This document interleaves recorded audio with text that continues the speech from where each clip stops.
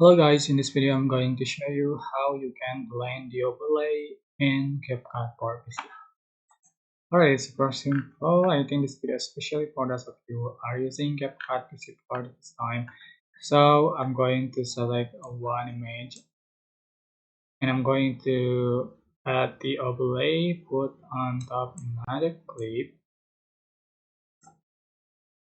So blend the overlay, just um, select the blend mode of blend.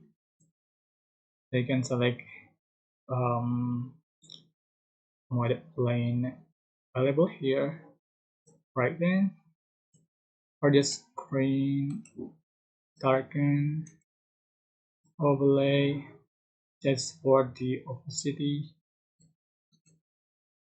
right?